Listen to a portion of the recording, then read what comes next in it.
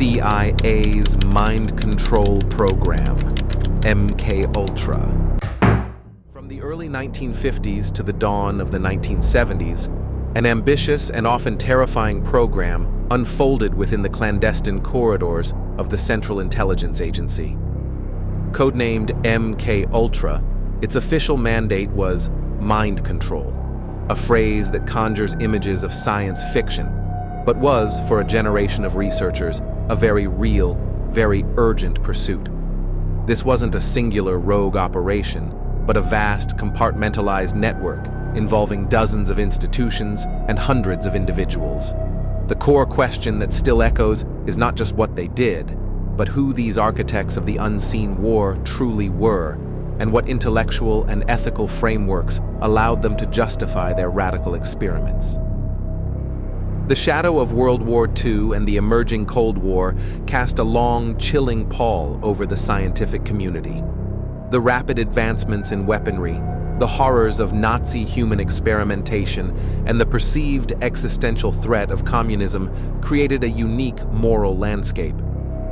In the wake of alleged Soviet, Chinese, and North Korean brainwashing techniques, particularly during the Korean War, a fervent anxiety gripped Western intelligence.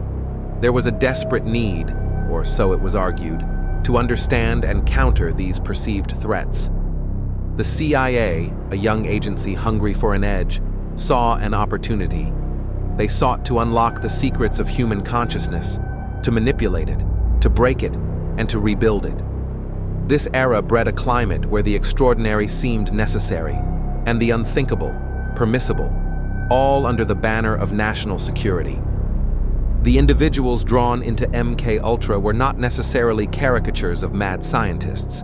Many were respected academics, psychologists, pharmacologists, and medical doctors from prestigious universities and hospitals across the United States and Canada. They operated under grants, often funneled through front organizations, masking the true source of funding and the ultimate goals. Dr. Sidney Gottlieb, a chemist and the head of the CIA's technical services staff, was the central figure. Known as the Black Sorcerer, Gottlieb was a complex man, a devout Buddhist, who nevertheless oversaw some of the program's most extreme experiments, including extensive use of LSD, sensory deprivation, electroshock therapy, and various forms of psychological torture. He believed these methods were crucial to developing truth serums and techniques for behavioral modification, desperately sought to glean information from unwilling subjects or to create compliant assets. Beyond Gottlieb were figures like Dr. Ewan Cameron, a Scottish-born psychiatrist and president of the American Psychiatric Association, who conducted radical depatterning and psychic driving experiments at the Allen Memorial Institute in Montreal. His methods involved prolonged drug-induced comas, repeated electroshocks, and continuous playback of looped verbal messages, all without informed consent, and often on patients seeking help for minor anxieties. The justification was always the same: a vital, urgent need to understand the human mind for national defense. The ends, they believed, justified the means, no matter how brutal or how lasting the damage. Fallout/implications.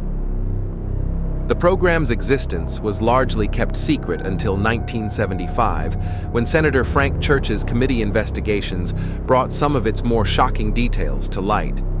Many records had been deliberately destroyed by Gottlieb on CYA Director Richard Helm's orders in 1973, obscuring the full scope of the program.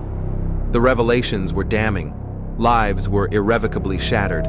Individuals, unwitting participants, suffered severe psychological damage, memory loss, and in some documented cases, death. The ethical foundations of scientific research were profoundly shaken. The Hippocratic Oath, first, do no harm, had been not just bent, but utterly broken.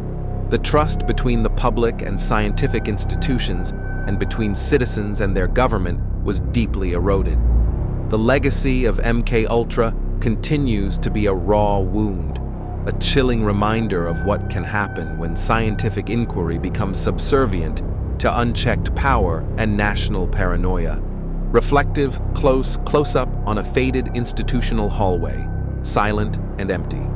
A single, bare light bulb hangs from the ceiling, swaying almost imperceptibly, casting long, shifting shadows. The names of the scientists, now long dead, echo in the silence. They were products of their time, men convinced of their righteousness, driven by fear. But the human cost of their conviction remains. The question is not just who made these choices, but what prevents us from making them again. The hum of the fluorescent light seems to linger, a quiet ghost in the machine.